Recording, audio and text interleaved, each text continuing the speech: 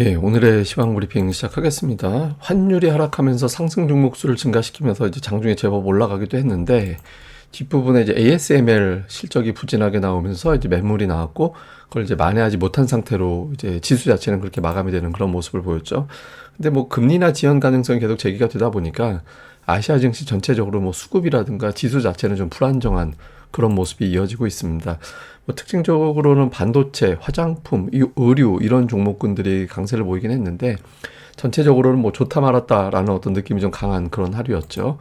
뭐 살펴보면 아시아 증시가 전체적으로 좀 약해요. 그러니까 아시아 증시 전체로 보면은 연간 기준으로 상승한 걸 거의 다 내준 그런 상태로 가고 있거든요. 뭐 블룸버그 보도에 의하면 미국이 금리 인하를 지연하게 되면 달러가 강세를 보이게 되고 달러 강세 보이게 되면 일부 외국인들이 이탈할 수밖에 없어서 그렇게 되면 아시아 증시 매력도가 떨어진다. 좀 경계해야 된다. 뭐 이런 식으로 어떤 보도가 나온 게 있었거든요. 그래서 우리 증시뿐만 아니라 이제 아시아가 전체적으로 부진한데 다만 이제 우리가 좀 유난하죠.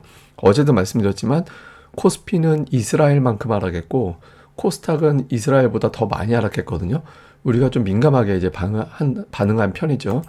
뭐 그 중심에는 이제 금리에 대한 어떤 우려 그리고 지정학적 리스크 환율 뭐 이런 것들이 있는데 연준 인사들의 발언은 오늘 사실 엄청나게 악재로 작용하지는 않았어요. 그러니까 뭐 원론적인 얘기 뭐 데이터 높게 나오면 금리 안 내릴 수도 있어 뭐 이런 이야기 한 거거든요. 근데 이제 파월이 이전에는 금리 내릴 거야라는 식으로 해석될 수 있는 발언이었다가 오늘은 뭐 안 할지도 몰라 이런 어떤 발언을 했고 필립 제퍼슨 같은 경우도 결국에는 어느 시점엔 금리 내릴 거야 이런 이야기를 했었는데 인플레이션 지속이 된다라면 현재 정책을 유지해야 된다 이런 식의 어떤 언급이 나오다 보니까 국채 금리가 이제 쉽게 안 빠지고 있죠. 지금 뭐 거의 이러다가 이제 4.7, 4.8 가는 거 아니냐. 그러니까 이런 걱정을 하는 거잖아요. 그래서 이런 어떤 위기 의식이 있는데 다만 이제 대부분 다 파월 의장의 발언은 원론적인 거다. 저것도 데이터 나오는 거에 따라서 달라질 수 있기 때문에 너무 심각하게 볼 필요는 없다. 이제 이렇게 이제 평가가 되면서 초반에 이제 지수가 올라가는 그런 모습이 나타났죠. 특히 이제 환율 관련해서 이제 당국에서 구두 개입을 했잖아요. 이게 사실 구두 개입은 1,400원에서 하는 게 아니라 조금 더 일찍 했어야 되는 거라고 생각은 하는데 어쨌든 환율 개입을 했고 그다음에 이제 우리나라뿐만 아니라 일본도 구두 개입을 했고 어제 같은 경우는 제가 인도네시아도 개입했다라는 기사가 떴다라고 말씀드렸잖아요. 그러니까 실제로 인도네시아를 비롯해서 이제 주요 국가들 개입이 자꾸 연속적으로 나오다 보니까 이제 환율이 초반에 쭉 하고 빠졌죠. 예, 이창용 총재 발언 나오고 쭉 빠졌는데 10시, 11시 반 이때 이제 땅 저점을 치고 더 이상 빠지질 않았습니다. 이게 좀 빠진 상태로 버텨주면 괜찮은데 더 이상 내려가지 않는 그런 모습이 나오다 보니까 환율이 오히려 반등했잖아요. 저점에서. 예, 그러면서 외국인들 선물 매도가 나오지 않고 오히려 선물 매수가 안 나오고 매도 우위를 보이면서 이제 대형주 쪽이 좀 눌리는 그런 모습을 보였죠. 근데 이게 하루 구두 개입 이후에 다음 날이 되게 중요합니다. 그러니까 당일은 환율이 좀 빠질 수 있는데 그 다음 날 올라가 버리면 실제로 당국에서 돈을 쓸 가능성이 있는데 그래도 못 막아버리면 그때는 대책 없이 위가 뚫리게 되거든요. 그래서 환율은 이제 하루 이틀, 한 이틀 정도가 이제 대단한 어떤 전쟁 상태로, 전투 상태로 이제 넘어가게 된다. 이제 이렇게 봐야 되겠습니다. 근데 어쨌든 환율이 밀리면서 상승 종목수 자체는 좀 늘어나는 그런 모습을 보였죠. 그런데 막판에 지수가 2시경에 갑자기 훅 빠졌잖아요. 그때 밀고 올라가는 타이밍이었거든요. 예, 코스피가 밀고 올라가는 타이밍이었다가 갑자기 저 뉴스가 나오면서 이제 거의 고점 대비 30포인트 정도, 예, 1시간 조금 더 되는 시간 동안에 밀려버렸죠. 그러니까 ASML 실적이 저때 나왔거든요. 그러니까 지수가 갑자기 확 빠질 때는 여러분들이 빨리 봐야 되는 게 가장 쉽게 이유를 찾아보는 방법이 첫 번째는 우선 저걸 봐야 됩니다. 그러니까 그 전쟁 관련주들, 방산 관련주들 움직임을 봐야 돼요. 그래서 그게 갑자기 반응을 했다 그러면은 이제 북한 관련된 이슈라든가 이런 것들이 터진 거고 그게 이상이 없다 그러면 빠르게 미국 선물을 봐야 됩니다. 근데 선물은 나스닥 선물이 있고 이제 S&P 선물이 있잖아요. 나스닥 선물만 빠진다 그러면 뭔 개별 기업들의 재료가 터진 거고 그 S&P 선물이 같이 빠지는 그런 형태가 되면 그때는 이제 무슨 경제적인 예, 뭐 지정학이 됐든 경제적인 문제가 됐든 뭔가 좀 이슈가 강한 게 터진 거로 봐야 되거든요. 근데 저때 그 미국 나스닥 선물이 더 많이 빠졌어요. 그래서 그때 이제 상황을 보니까 이제 저런 뉴스가 있었더라고요. 그래서 이제 제가 마감 시황 텔레그램에 올려드리는 마감 시황 때는 이 내용을 좀 포함해서 전달을 해드렸죠.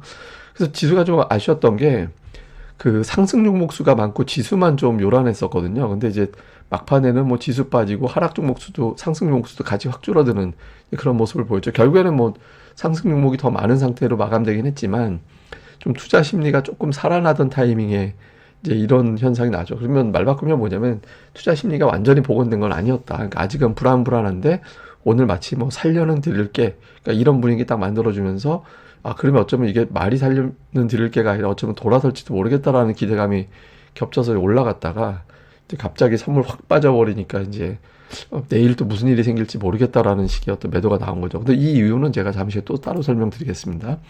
특징주로는 미국에서 엔비디아가 강세를 보이면서 반도체 업종 지수가 장중에 3% 가까이 올라가기도 했었거든요. 그러니까 뒷부분에서 이제 상승폭이 축소되긴 했는데 어쨌든 반도체주들 중에서 강한 종목이 많았죠. 근데 이게 되게 아슬아슬해요. 그러니까 보시면 업종 지수가 21선 정도가 계속 지지선이 되고 깨지면 그 다음날 튕겨 올리는 그런 현상이 나타났었거든요. 그래서 어제 깨지고 오늘 튕겨 올렸는데 뒷부분에 또 이제 다른 종목의 뉴스가 나오면서 이제 저걸 이탈해 버렸죠. 내일 바로 또 복원을 해야 되는 상황이긴 합니다. 그리고 이제 화장품, 그러니까 의류 만드는 업체들 이런 종목군들이 또 강세를 보였거든요. 그래서 입고 꾸미고 뭐 이런 종목군들이 또 강세를 보인 것도 이제 오늘 장의 특징이었습니다. 자, 수급은 외국인들이 3거래일 연속 매도, 그러니까 4거래일 연속 매도는 1월 18일 이후에 나온 적은 없었거든요. 근데 어쨌든 외국인 투자자들이 이제 오늘도 양시장 다 매도를 하고 있다라는 점이고, 그리고 이제 좀 선물을 오늘도 팔았는데 저는 뭐 선물 매도는 뭐 나와서 지수가 많이 빠지긴 했는데 지금 뭐 어쩔 수 없다. 근데 여기까지 온 마당에 지금은 선물 매도라고, 이거는 뭐 그냥 제가 경험적으로 말씀드리는 거지 정확하게 무슨 이론적인 게 있다라고 보기에는 애매한 측면도 있습니다. 근데 어쨌든 제가 판단하기에는 최대 매도가 나오면 4만 계약 정도, 여기서 매수로 돌리면 한 5만 5천 계약 정도 매수로 돌아설 수 있거든요. 그러니까 환율이 고점을 쳤다라면 이제 매수 쪽으로 근접할 거고, 환율이 1,400원 넘어가면 이제 그 이하로 내려가게 되겠죠. 그러니까 제가 아침에 참 바로 잡을 게 있는 게 환율 1,400원 이상 찍었던 사례가 IMF 금융위기 그리고 코로나 때라고 그랬는데 이제 코로나 때가 아니고요. 레고랜드 사태 때입니다. 자, 그 내용은 바로 잡겠습니다. 그러니까 코로나 때가 아니라 레고랜드 사태 때 우리나라가 환율 1,400원 넘어갔던 시즌이 딱 3번 있었는데 이제 IMF 외환위기, 그다음에 리먼 사태, 그다음에 레고랜드 사태 때 그때입니다. 그래서 어쨌든 이번에 또 1,400원 넘어가는 흐름이 나온다면 여기서 조금 더 고전을 할 가능성도 없잖아 있다. 요것도 이제 좀 알고는 계셔야 될 건데, 좀 오늘 1,400원 환시장 개입이 좀 의미 있는 고점이 나온 거였으면 좋겠네요.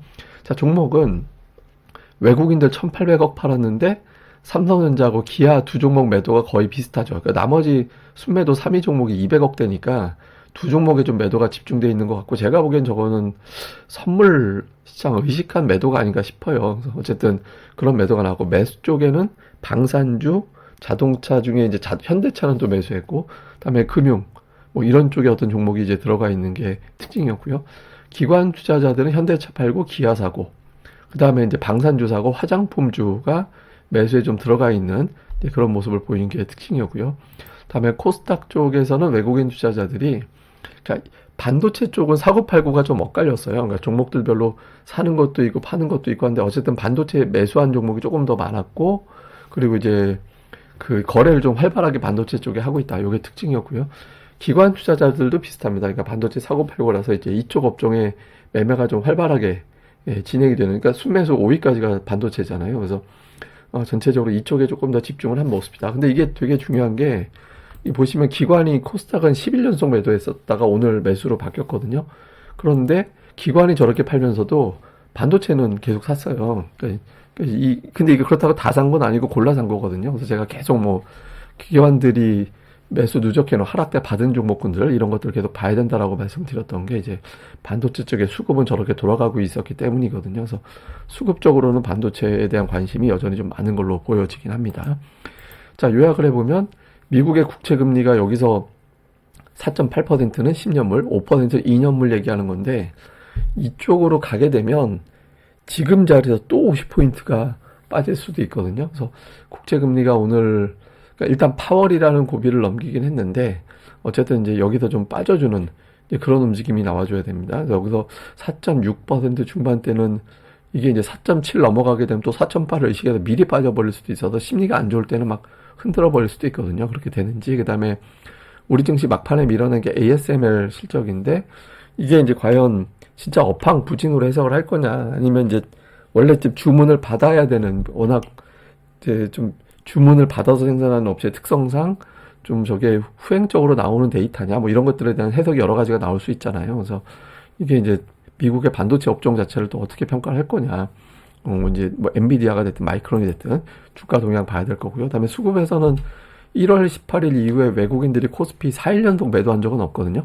그러니까 3개월 이내에 4일 연속 매도는 없었어요. 근데 이제 매도 규모가 결코 적진 않습니다만은 이제 이번 주는 순매도로 마감할 확률이 조금 더 높아 보이긴 하는데 근데 어쨌든 이제 나머지 이틀이 있으니까 수급의 변수가 나오는지 그다음에 이제 무엇보다 종목은 하락할 때 기관들이 매수했던 종목들 그러니까 이런 종목군들 계속 봐야 되는데 뭐 반도체 쪽도 있지만 그 외 업종도 여러 가지 종목들이 좀 분산이 되어 있거든요. 그래서 그런 종목들에 대한 관심 가져나갈 필요가 있습니다. 그리고 최근에 조정에 대해서는 이게 이제 미국 야후에서 나온 자료인데 미국의 연간 상승률, 그 다음에 그때 당시에 이제 최대 조정폭, 증시 조정폭을 보여주는 거거든요. 그러니까 조정폭이 뭐 되게 많이 나오는 거 일상적이에요. 그러니까 최근에 미국 시장 조정도 뭐 겁나는 것 같이 보이긴 하지만 저 찍힌 거와 같이 평균치만도 안 빠져. 작년에 그 상승장에 나왔던 최대 피크 대비 빠졌던 조정폭에 비하면 훨씬 더 짧거든요. 그래서 좀 뭐 미국도 그렇고 우리도 그렇고 이제 그 긍정적인 시장 흐름에서 나오는 그냥 세게 나오는 하나의 조정 사이클이다. 이렇게 보는 시각이 아직은 미국에서도 좀 있는 것 같아요. 그래서 근데 이제 그때가 조금 달라진 거 이제 금리 원자재 이런 것들에 대한 불안감이 조금 더해진 게 있긴 하죠. 그래서 금리가 어떻게 돌아가는지가 좀 중요하고 또 하나는 조금 우리가 걱정스럽게 봐야 되는 것 중에 하나는 뭐가 있냐면 신용장부인데 신용이 좀 줄진 않고 있거든요. 그러니까 주초에 시장 불안정 변동성 클 때 또 신용이 오히려 늘어난 날도 있었어요. 근데 이게 제가 이제 이 얘기를 왜 드리냐면 신용장고 코스닥이 여기서 만약에 조금만 더 빠지면 어떤 현상이 만들어지냐면 일부 종목들은 신용 반대매도 회피 물량, 그러니까 신용 반대매도 회피라는 건 뭐냐면 내가 이거 내일 반대매도 나갈지도 몰라. 그러면은 반대매도로 하한가 주문으로 나가잖아요. 그래서 하한가 주문으로 나가느니 오늘장 미리 내가 던져야지. 이런 식의 어떤 매도 물량이 나올 수 있게 되거든요. 그래서 요거를 건드릴 수 있게 됩니다. 코스닥이 만약에 여기서 한 몇 퍼센트 더 빠지면 그러면 어떤 현상이 생기냐면 멀쩡하게 가던 지수가 2시 구간 넘어가면서 뭐 1시 반에서 2시 그 사이가 보통 흔합니다. 그때 갑자기 이유 없이 빠져요. 코스닥 지수가.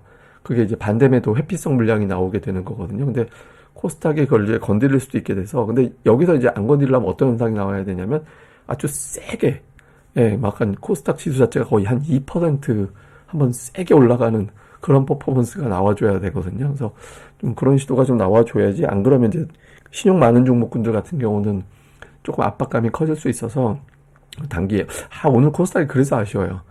뒷부분에 빠지지 않았으면 오늘이 그날이 될 수도 있었는데 그게 되지 않았거든요. 그래서 어쨌든 이런 시도들이 좀 나와줘야 이런 어떤 물량을 그러니까 세력들 입장에서 뭐 세력이라고 표현하기 그렇습니다만 이제 이걸 한바탕 신용까지 털어먹을까 뭐 이런 움직임이 나올 수도 있잖아요. 그래서 그런 물량 나오지 않도록 지수가 한번 이제 급반등이 나오는지가 되게 중요하다. 근데 지금은 제가 뭐 계속 말씀드리지만 종목별 수급이 더 지수보다 중요할 때라고 보여지거든요. 그래서 종목별 수급 동향 여기에 더 집중해 보시는 게 좋겠습니다.